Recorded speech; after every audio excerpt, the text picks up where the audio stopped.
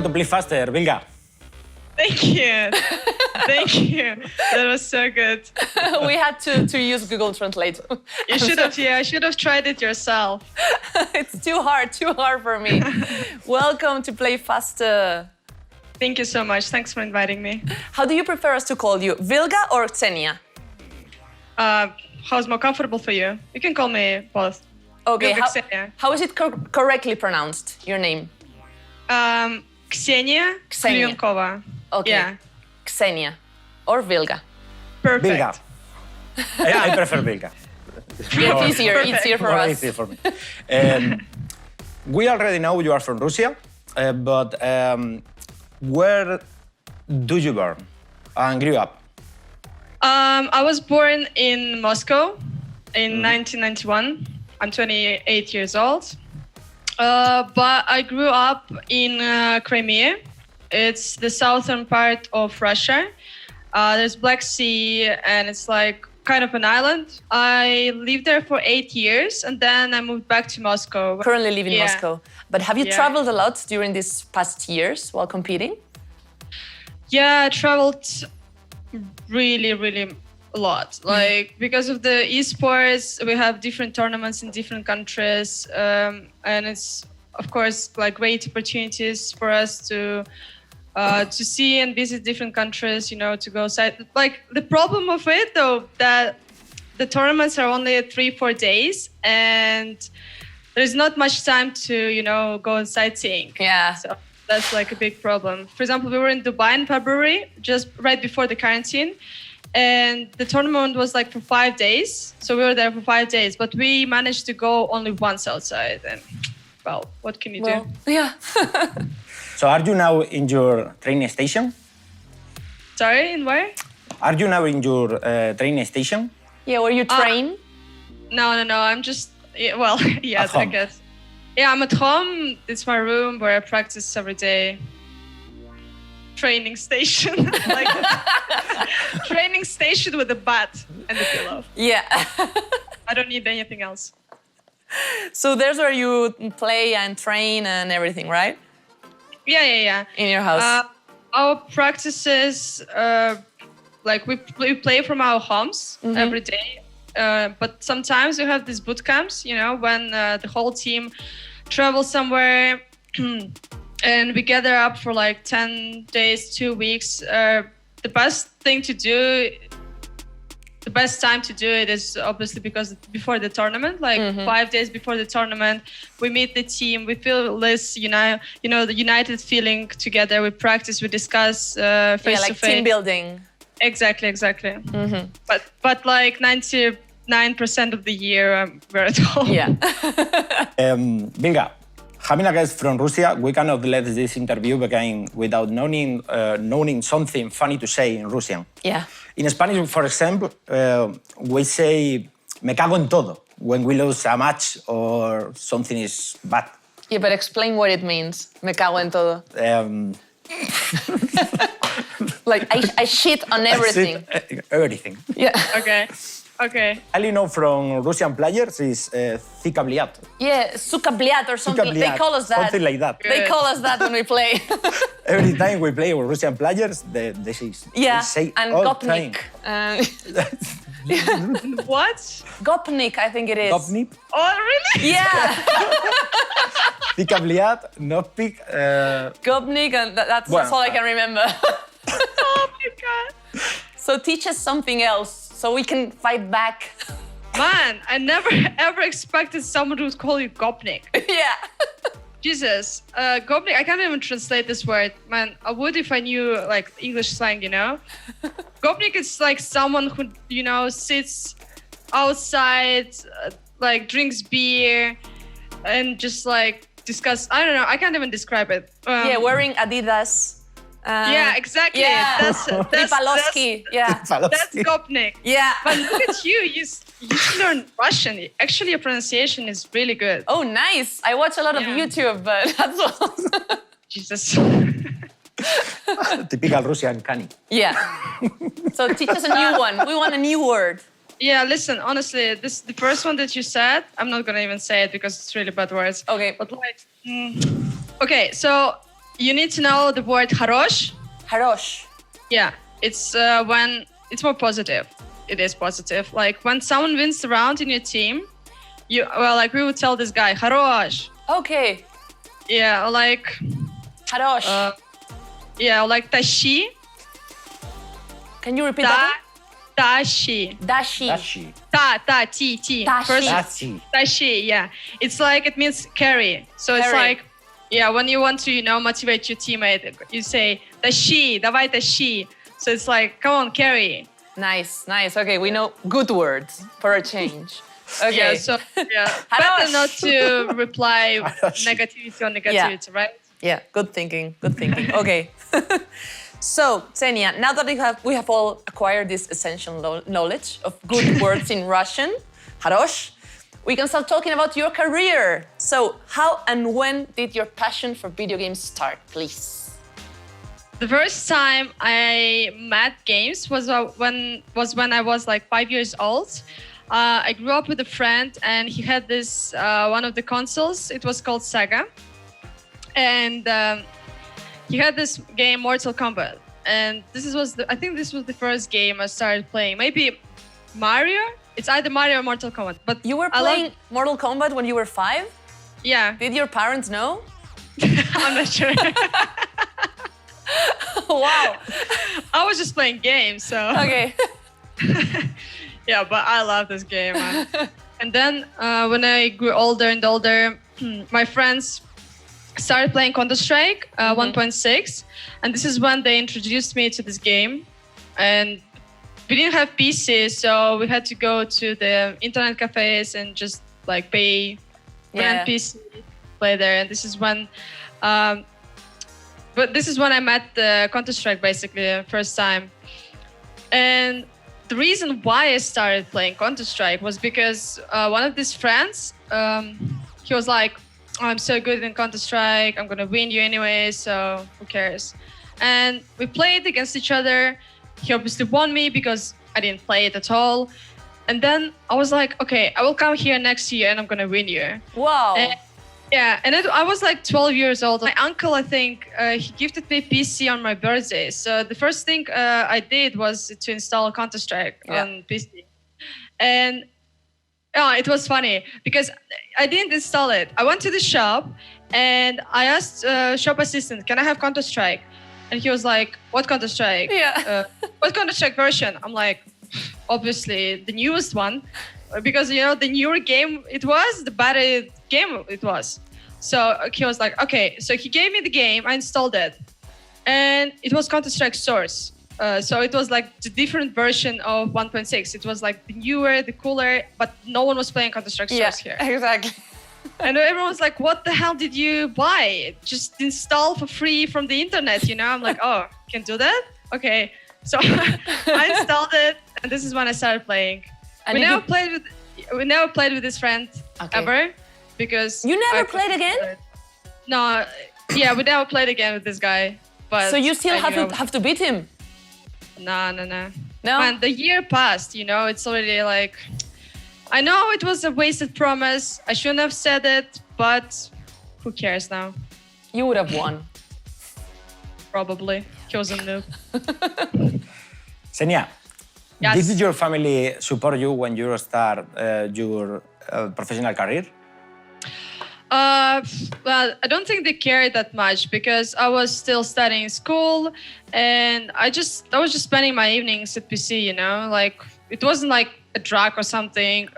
I went out with friends in the weekends. When it got serious, when I finished school, I started playing in the team, and this is when they were like, "Huh, you're gonna do this?" They were like, "What is going on?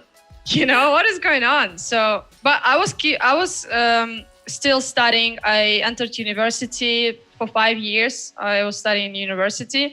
After I finished university, I started working, and I just played on more and more tournaments, and with time, I started winning them. I started bringing money, and in 2015, I think, our team got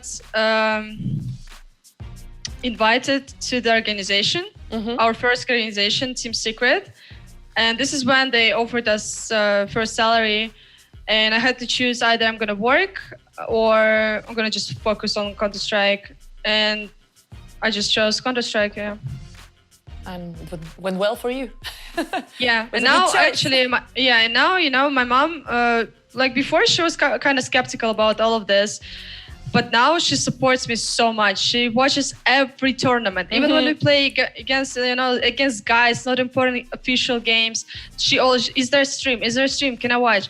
She's watching everything. She doesn't understand English, but she's still like watching all this English, you know, interviews on those English streams.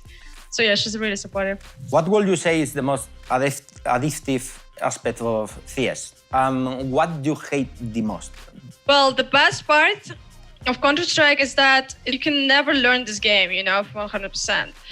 Everything changes every time. There are new metas every time. There are different like the same situation, you can play like 100 different scenarios, you know? And this is why it's so interesting.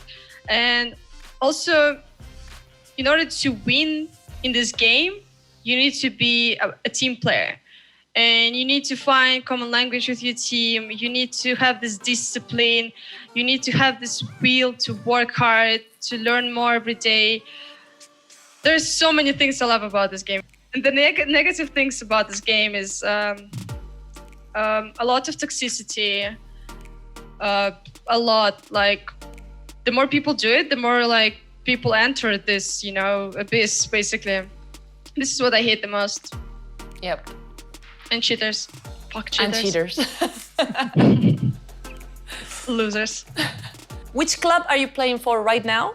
And what are your goals this year? Okay. The organization that we're playing under is called Galaxy Racer. It's Dubai-based organization. We signed the contracts with them, I think in April. So we're just playing there for a few months. I think this organization has a lot of potential. Like the CEO, the boss is so like caring, so thoughtful. He's hiring people, you know, to make players' life easier. Yeah. And this is why I love this organization, and I like Hauba so much. Our goals for the year is obviously become the best female team in the world. Yep. We just played DreamHack Showdown. It's like European tournament basically because of the quarantine, and we placed second. Wow! Congrats. Yeah, never congrats on the second place. I mean, we're really hoping to finish first, of course, but Yeah, of course. It is what it is, you know. Like, we will learn from our mistakes. We will try to be better next time we play world tournament or like European tournament. And goals for myself, for the team, is to get into.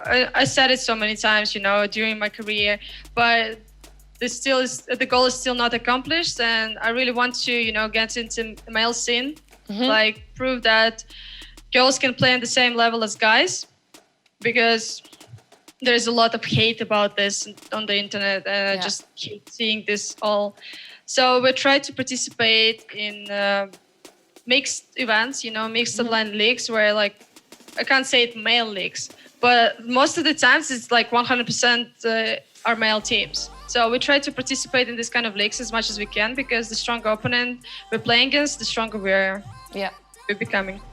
Conocí a Xenia Vilga porque, bueno, básicamente yo creo que todo el mundo que siga un poco el CSGO Female o incluso el CSGO a nivel mundial la tiene que conocer. Yo la descubrí cuando yo estaba jugando en Team Secret y ganó la Katowice. Creo que ese fue un momento muy grande, además pues de orgullo, ¿no? Porque siempre el CS Female ruso ha destacado bastante en el panorama internacional, y ver a una rusa ganar la Katowice, esa primera Katowice que se llevaron, pues la verdad que fue un orgullo, y a partir de ahí pues empecé a seguirla un poquito más de cerca. Los equipos female básicamente arrastran los mismos problemas que la escena española, que es pues falta de oportunidades, pocos patrocinios, al final son equipos muy volubles, no hay mucha estabilidad ni tanto en los rosters como a nivel competitivo.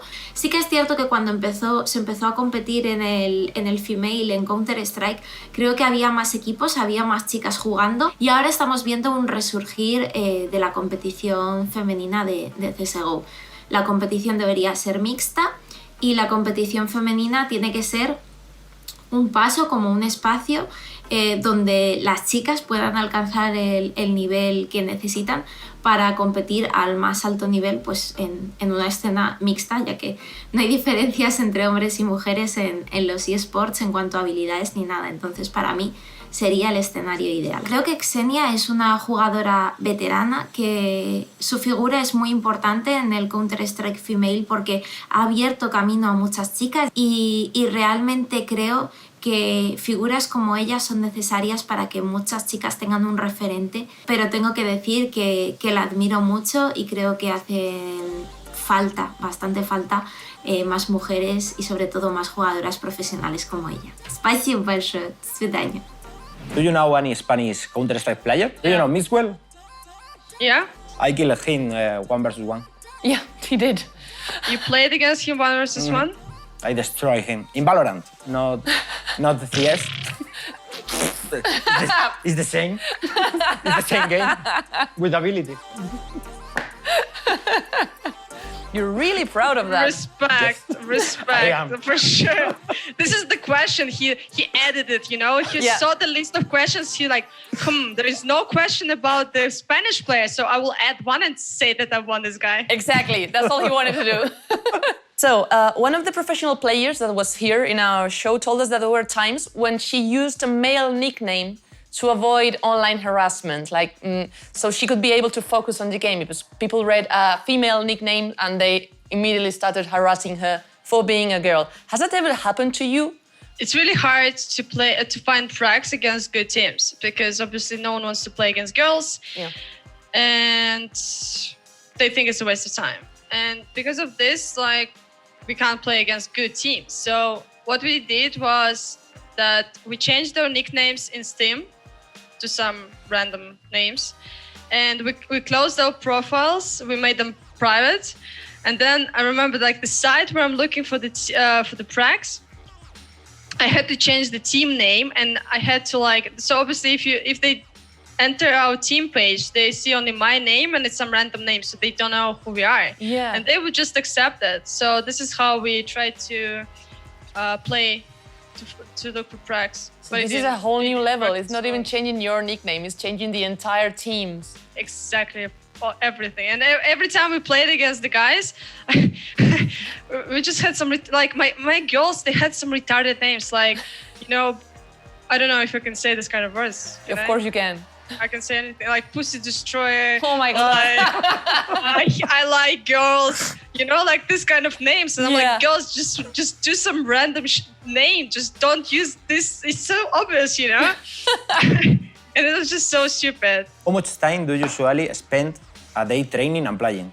The team, we spend 5 days a week, and we practice around 6-7 hours, depends. We make a break between the frags, 1 hour break just so we can eat. But we play 6-7 hours per day. And besides this, everyone tries to play, in their free time, play some packs, face it, just with friends, so they can keep the skill. And they can learn new things. They can grow individually as well. This is all important. And Sonia, do you see yourself competing in the next few years, or do you already have other plans for the near future? I still can see myself competing. I don't know, maybe 2-3 years. Then we will see what's going to happen. Maybe coaching afterwards? Maybe. But, I don't know. With my temper, it's going to be harsh. Okay. What are you doing? Stop it! Not a patient coach. I'd rather be working with, organization things, organizing with tournaments or maybe managing the team, something like this. So thank you very much, Xenia, for answering our questions in this little Thank interview. you for your questions. Thank you so much. And now it's time for your masterclass. So I leave you to it, guys. Xenia, it's time now to face the questions of the people on Twitter who left them for you. Are you ready? Let's go. Let's go. Okay, so number one. Which club of all you have played for do you like the most?